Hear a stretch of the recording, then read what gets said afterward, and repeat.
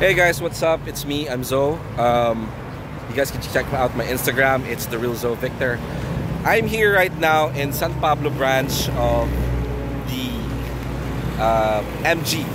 So I came here because it's their launching of the MG1. So tatry ko guys i-review yung car. Kanina ko pa siya inikutan and they're gonna allow me to see the unit and I'm gonna try it out.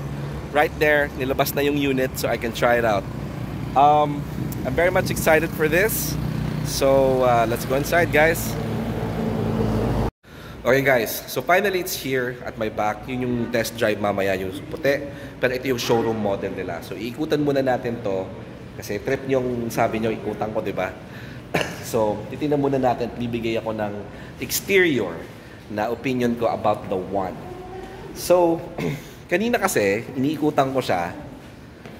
Technically for me para siyang merong Lexus vibes. Hindi ko maintindihan kung bakit gano'n. Nakaka-receive ako ng Lexus vibes. For me opinion ko lang naman. Pero, nung tinitinan ko yung look niya in person, para siyang amalgamation ng several brands for me.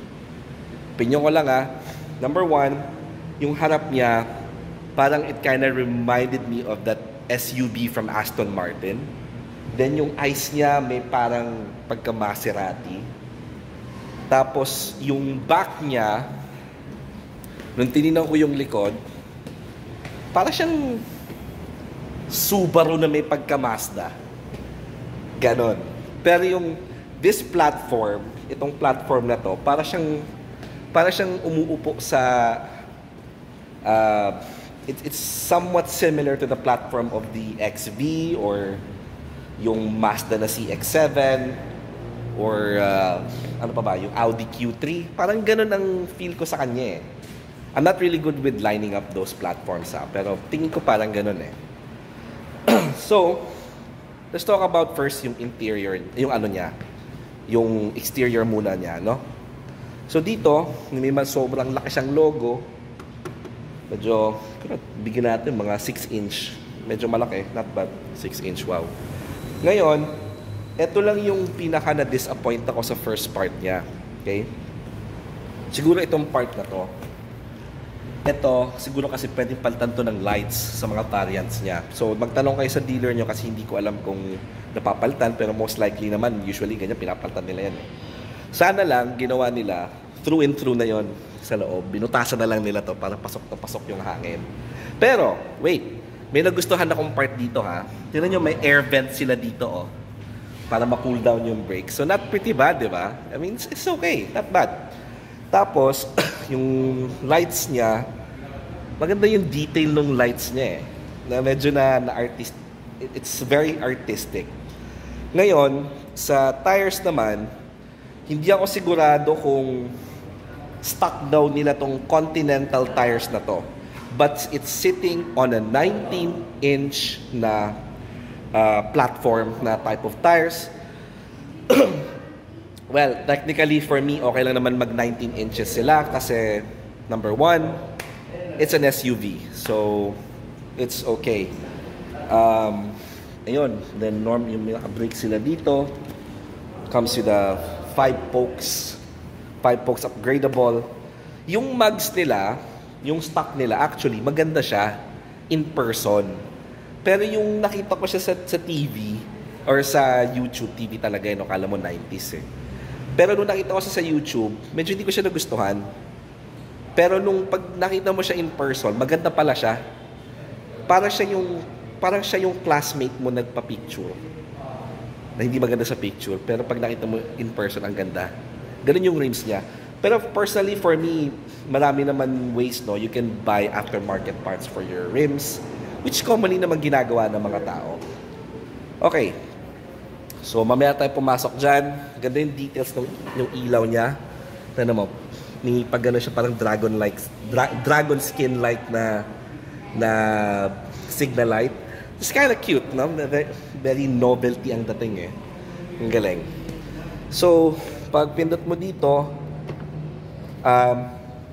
dito sa MG1, pipindutin mo to para to open it. Kita nyo, gumalaw yung ears. Diba? Tapos bubuksan mo na. Yan. Pero mamaya pa tayo papasok, guys. Mamaya pa. Chill lang, chill. One of the things I like about this car is this one. Kita nyo to? Not a lot of cars still have this type of look. Parang siyang may ceramic feel, eh. No? Okay siya. Tapos dito meron siyang parang aerodynamic sa back niya na parang kind of like duck clip mini type spoiler for the air. Siyempre, of course, di mo naman magagamit talaga yan, but kind of looks nice. Then, of course, there's your dynamic badge. And natuwa ko dito, ang nilagay nila dito, 1. Yung sa models kasi ng ibang MG nila, nilalagay pa nila yung MG5. May MG ng logo sa gitna, may MG pa dito. Personally kasi redundant yon for me. Parang pag tinanong ka, anong car mo? MG5. Yung parang, do we need that? So ginawa nila, ganito. Yan. Ginawa nila MG1. Di ba ang ganda? So, at least good job. Good job on the improvement sa gano'n nila. Okay, pag-usapan natin yung baba nila, yung bumper sa baba. Kaya nakikita yung bumper nila dito. Yan. Okay. Hindi ako magsisinungaling, ha. Medyo na-disappoint ako ng konti dito. Napakita ko sa inyo. Ganito. Parang mukha siyang quad exhaust look. Medyo they're trying to gun for that feel. Pero ginawa nilang plastic na walang butas. Wala, oh. Kita nyo yun? Slightly disappointing. Pero sa akin yun, ha, preference ko. Pero kung kayo naman di naman masyadong delikado, it's fine. Pero sana pinanindigan na lang nila yung quad exhaust. Pero syempre, pag quad exhaust nila, tataas din ang presyo for the price pa. So, syempre, hindi siya competitive sa market. Okay. Ngayon, pasok tayo sa likod. Ayan. Same pindot pa rin. Narito. Kasama siya itong linis. Okay. There you go. Sa Fortuner, pag binuksan mo to, meron na talaga ng automatic na pinipindot dito. Pero ito hindi. Iaangat mo pa. So, hindi ako sure if may variant sila na gano'n na pipindutin mo na lang yung ano para tumaas. Kasi yung iba, meron like yung Fortuner, may gano'n. Pipindutin mo na lang, automatic na siya. But for me, kasi irrelevant naman yung mga gano'n eh. Hindi mo masyadong delikado sa gano'n. So, it's fine. Punta tayo sa likod. Kasya dito, siguro I wouldn't say golf bag eh. Siguro kung hindi ito naka-recline. Kung meron kayong dalawang malaking gym bag, yung duffel bag.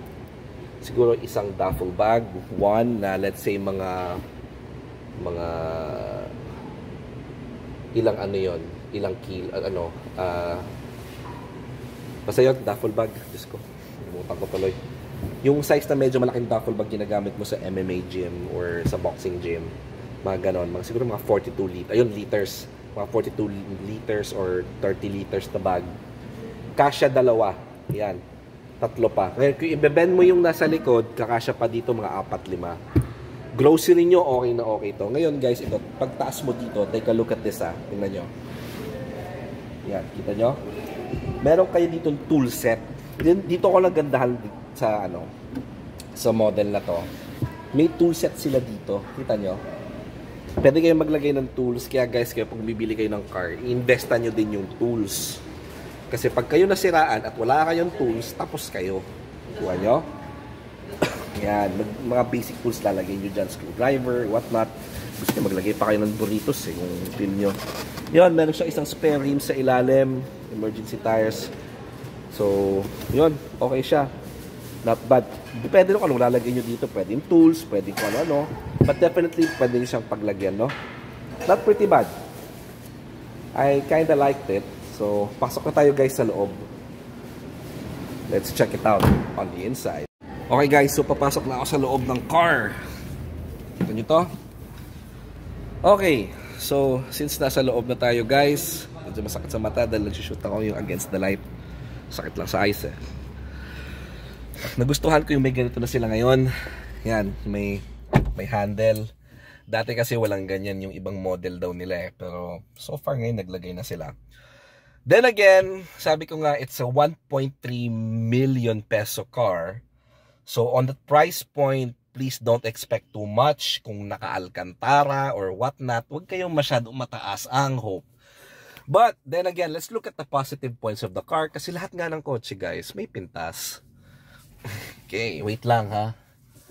So mamaya wala pa kasi yung susi eh. Ito may sunroof siyang available. Sana, ang problem lang sa sunroof guys daw, according to the other guy I've spoken to the other time, was nasira yung sunroof sa SUV niyang MG and medyo nahirapan siya sa parts. So sana MG, meron kayong available parts sa mga ganito nyo. Okay. So dito sa likod, kasya 1, 2, 3, 4, 5. Pero personally kasi, depende sa laki ng tao eh. Looking at it now, kasya siguro dito mga, hindi naman pitit, pero mga medyo a little bit bulky na tao. Siguro 3. Pero ipit na ipit sila. Merong lights doon sa, di ba sinasabi ko sa isang video about the MG5, yung ayoko, yung wala silang ilaw. So siguro depende na rin sa model na kinukuha mo. Ito, meron sila standard yung mga lights nila dito, yung mga typical ano nila. Ayan, mamaya pag nakuha yung susi. Then, ayun, maganda din. May light din yung kanyang sun visor, which is kinda good. Okay. Okay din yung likod niya ha, not bad. Meron siyang light din dun sa gilid. Alam nyo guys kung ano nag-remind sa akin neto? Sa totoo lang, it actually reminds me of the Dodge Challenger. Yung Dodge Challenger, ganda ng cambio nun eh, nakakatuwa. It tried to give a racing feel. So pretty good. Then pindot dito, ano, puro mga ano natin dito, di-button na. So wala na siya guys, handbrake. Yeah, it's everything yung parang yung mga normal nowadays, yung park.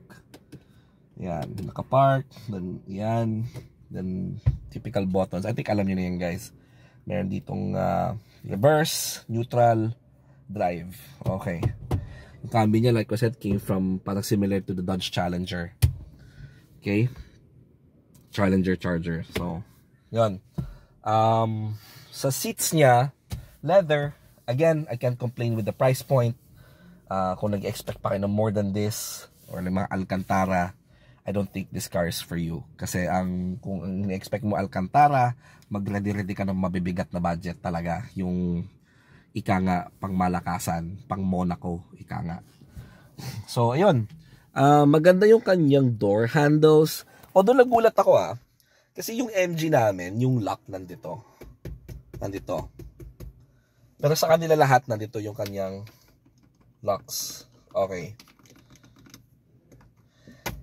It doesn't feel premium though. Ito yung locks niya. Parang cheap plastic ang dating. Tapos very ano siya, wobbly. Sana tinigasan man lang nila or ginamit na lang nila yung type ng material na rubber, na hard rubber. Tapos ganoon na lang. Dito kasi parang ang tigas niya Ay, ang ano niya, ang very malleable. Tama ba yung term ko, malleable? Hindi flexible, pa something ata ganun. Pero hindi siya nag-stick to place. So medyo na-disappoint ako dito. Ayan ano siya, makilos. Not a big fan of that. Yung door handles niya maganda. Yung finish niya dito, I like it. Ito maganda din. Leather. So good. Okay, big panel sa loob. And then okay, let's talk about the steering wheel. Pag-usapan natin yung steering wheel. Sa steering wheel niya, yung standard mga MG look. Although may isa akong nagandahan ngayon kasi yung mga previous MGs, yung logo nila stainless. Ito kasi guys ang problem sa mga stainless na mga logo. Pag over time na yung ano na yon na namumuti din and mapangit. Ginawa nila dito sa bago, inimboss nila sa loob na ibang klaseng material, parang steel na something. Mas maganda to for me Yung mga buttons niya dito actually okay siya sa akin. Ang ayoko lang yung buttons dito sa side na to, yung sa mga power windows niya, hindi ko gusto. Sobrang flimsy niya. Yun yung proper word, flimsy. Pero ito hindi. Kasi sa ibang manufacturer, guys, meron ako, nakalimutan ko anong model yon, anong brand, pero hindi ko na-mention. Yung ganito niya, pag pinindot mo, sumasama yung plastic, gumaganon. Flimsy nga. Pero ito hindi. Maganda yung sa steering wheel niya. Very sturdy. Maaasahan mo. So it's pretty good. Okay din yung accent na ganito, ah. Parang Krypton yan. Okay siya. Okay. Tingnan natin yung compartment. Compartment's not bad. May malalagay na ilan. And then, maganda to. Yung kanyang accent niya dito, it's pretty good. Yung panel niya. Ako, guys, personally, has nothing to do with MGs, kundi itong malaking panel na to.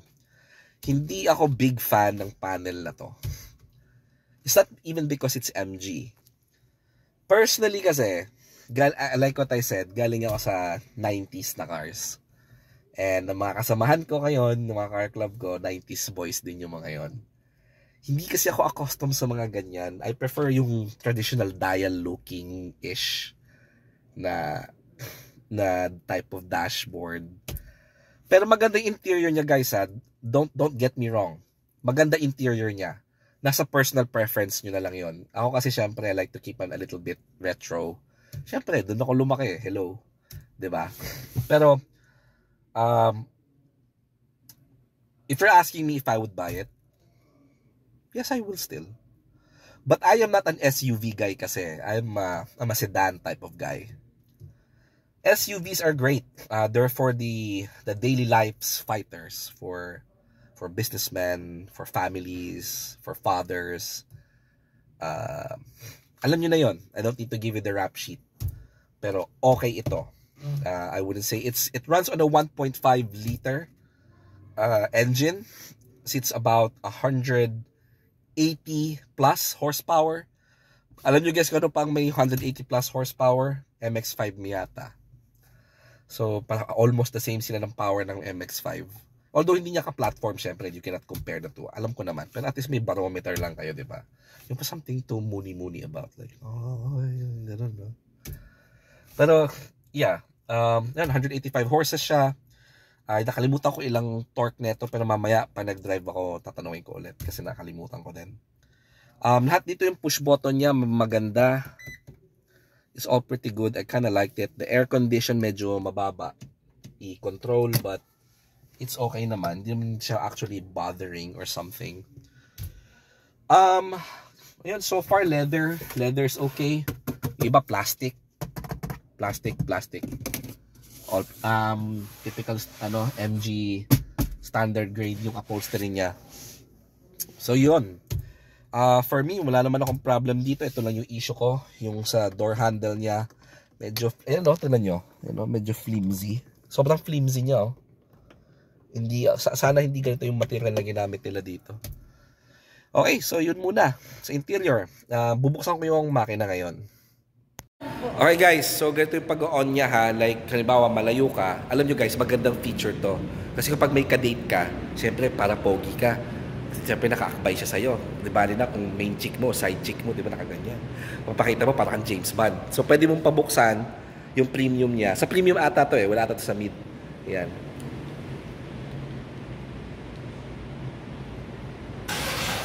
Habang nakatayo lang, wala ka sa car, nabubuksan mo ang engine. Di ba, Astig?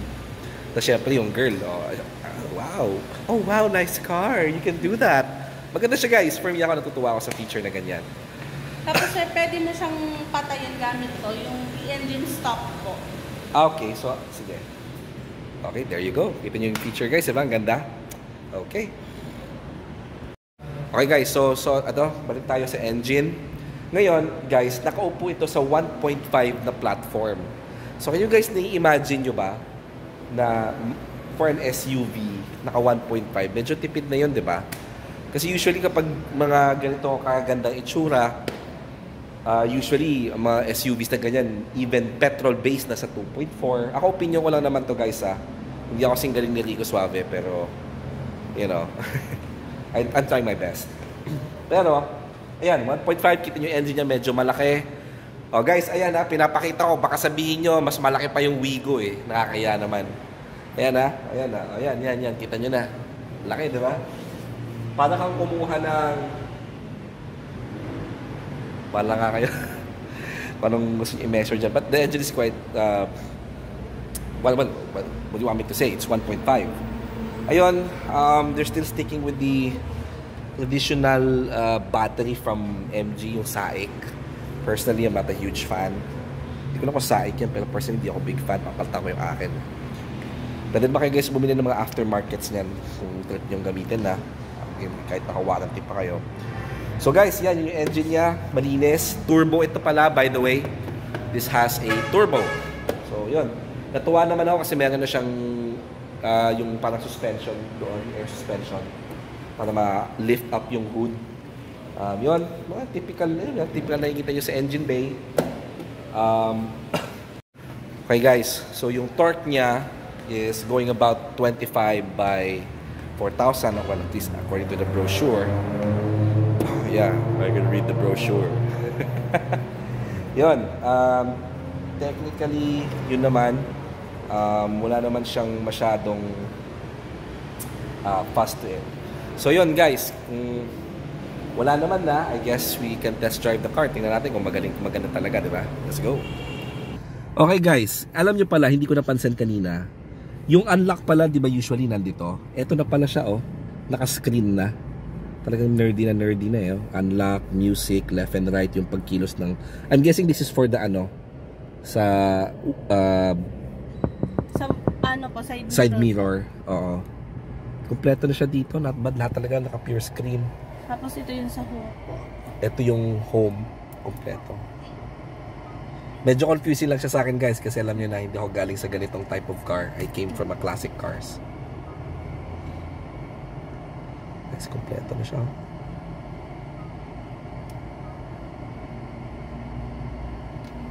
Ayos. And Android Autoplay. Yung sa pagtaas po ng aircon po, plus, minus. Lahat po ng ano, home sa ano po dito na rin po. Okay. Ayos. Nice. Okay guys, so ito na tayo, kasama ko namin ang aming agent si Ate Nerlyn, siya ngayon na kumukuha sa akin. Say hi Ate. Hi! Hi! Okay guys, so gusto ko muna mag-thank you sa branch ng MG San Pablo, katabi siya ng Meralco. So kung gusto nyo bumili ng car, guys, punta kayo dito, lalo yung malapit sa vicinity. Ako personally na-try ko yung service nila kasi syempre ang kasa minsan, di ba, may good. Ako for me, I like this branch.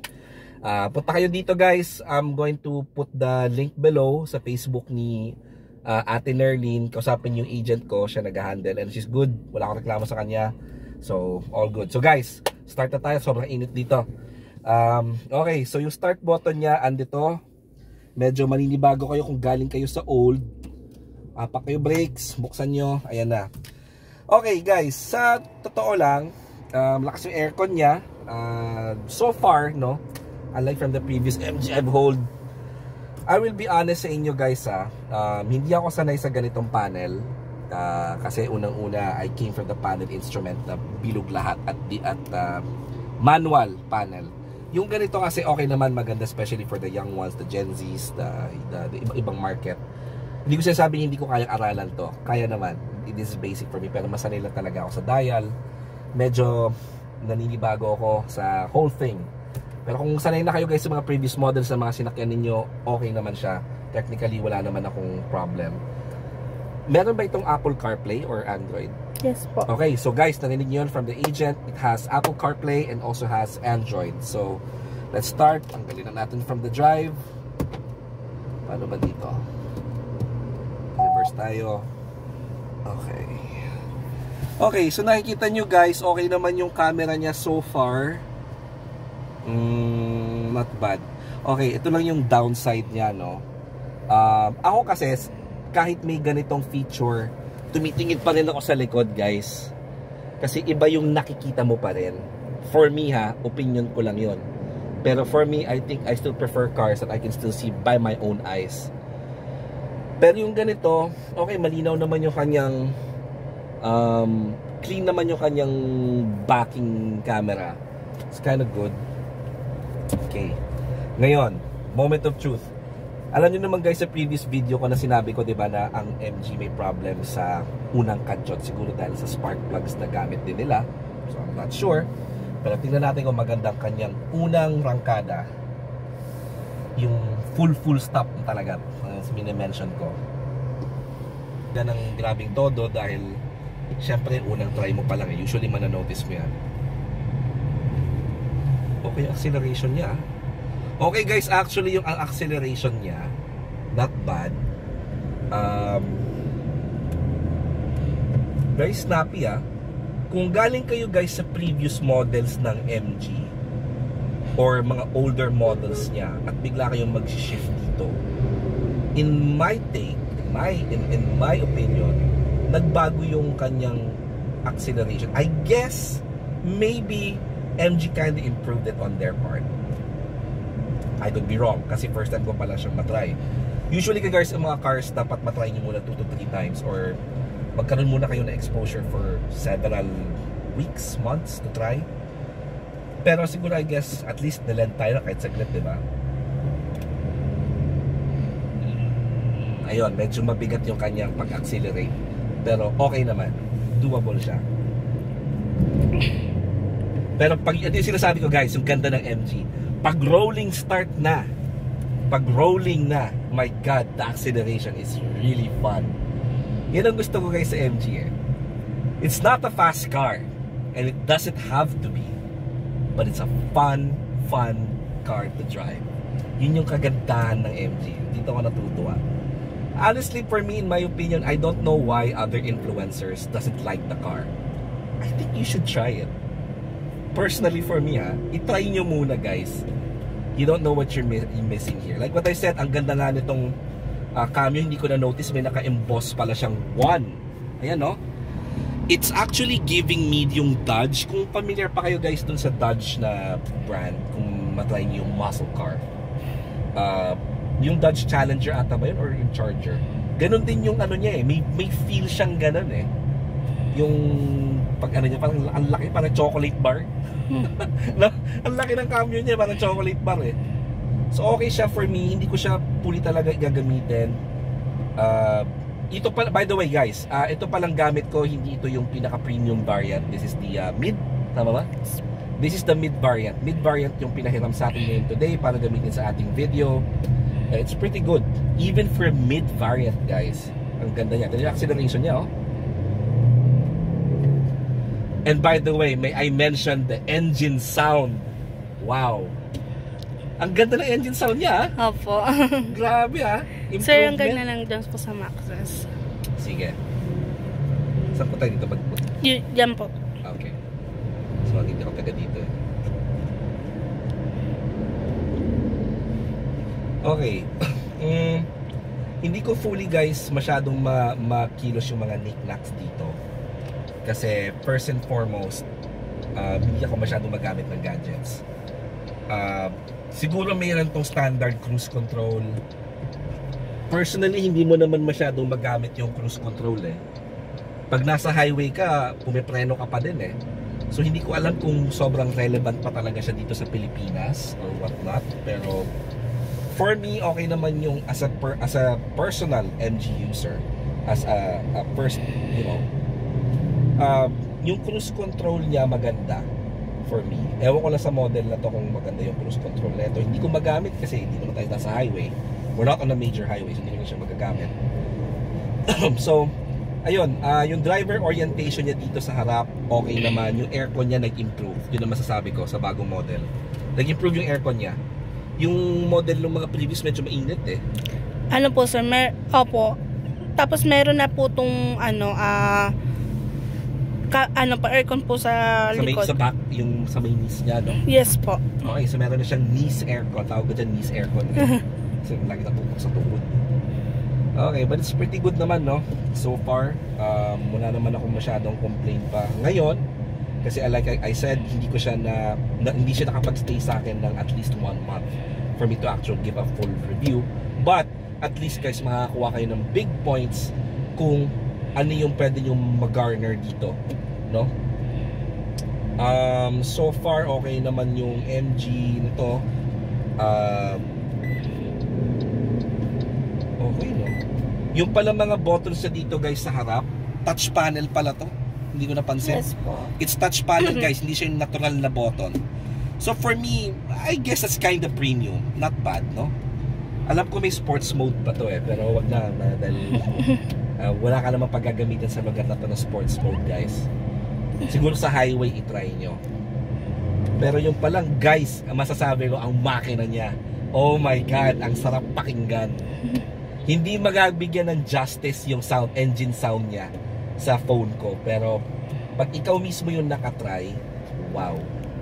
It's an improvement, no? I should say. Ngayon guys, I like what I said. This is sitting on a 1.5 liter platform type of vehicle. And for a 1.5 to make a little sound like that is also something you can really commend, no? Usually sounds like that would go for a 1.8, 2.0 or mga V6 na mga type of SUVs. Pero not bad. Hindi siya maingay pero ramdam mo yung growl niya. Kung gusto siguro, pwede ba ito mapalitan ng aftermarket parts ng mga exhaust or ma-voided yung warranty pa din, no? Opo, pag po pinalitan po siya ng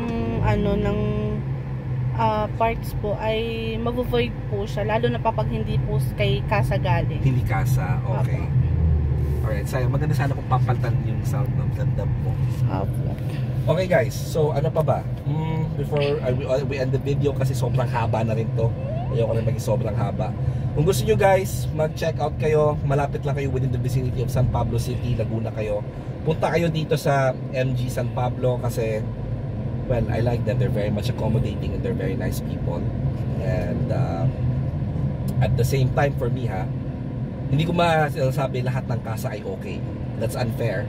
Because hindi ko sila napuntahan. But yung dito sa kasa na to, I did. So meron akong actual evidence na dito kami bumili. Maganda sila mag-handle. Very concerned yung si Ate Nerlin sa mga clients niya.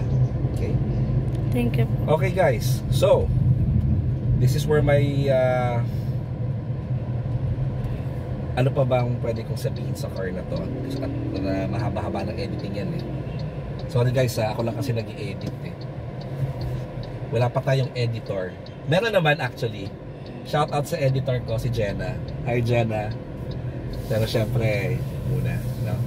Guys, yung sa Manibela, kung di naman kayo masyadong delikado, ako masaya na ako dito. Personally, yung dati kong video, yung Alcantara, more of psychological satisfaction na lang yun I mean, mas worse pa nga yung mga Manibela dati, sa totoo lang Wala akong problem sa Manibelang to. I like the grip on my hands.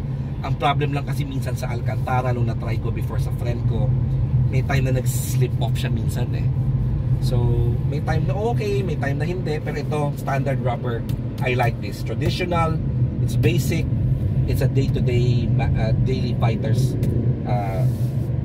steering wheel. Ako yun not forcing this thing on anybody. But if yung mag-Alcantara, well, guys, paglabas, pag-ready kayo ng mabibigat na pang Porsche Cayman kung gusto nyo ng Alcantara dahil hindi ako sigurado kung nagsaserve sila ng ganyan dito. Okay guys, so not pretty bad. Again guys, punta kayo dito sa MG San Pablo kung gusto nyo ma-try itong MG1 for book kayo ng test drive. Okay guys, so patayin na natin kasi maririnig yung sound ng aircon sa video Okay, so i-park lang muna natin. There you go. Okay guys, is the MG1 worth the buy? Is it worth the upgrade? Is it worth changing from probably that's ZST over there, over here to where I'm sitting now? Well, narinig nyo naman kung ano mga pros and cons sa pinakita ko sa inyo. Wala tong masyadong carbon fiber guys. Wala tong carbon fiber. Huwag kayo masyadong mag-expect. But for the price point, I cannot complain. Is it worth the buy? For me, number one, yes. Total rating of the car, kasama na lahat, engine, experience, everything. For the price point, I would actually give this an 8 for me. And the best part about this car that I could be proud of is it's not electric. It's petrol. and you can feel the roar of the sound of the engine while you're driving and having fun. Kung ikaw di pamilyadong tao pero gusto mo pa rin ng enjoy, gusto mo pa rin ng style, gusto mo pa rin ng excitement pero di pamilyado ka pero gusto mo pa rin ng excitement, this is a good car for you. Anyway guys, I hope you enjoy my video, and tandaan nyo guys, ang size ng Wigo ay iba sa MG. Hindi, joke lang. Hindi guys, thank you guys. I hope you enjoyed the video. Hindi ako mag-ask mag-subscribe kayo. Kung if you do, salamat pa rin. So peace out guys. Cheers!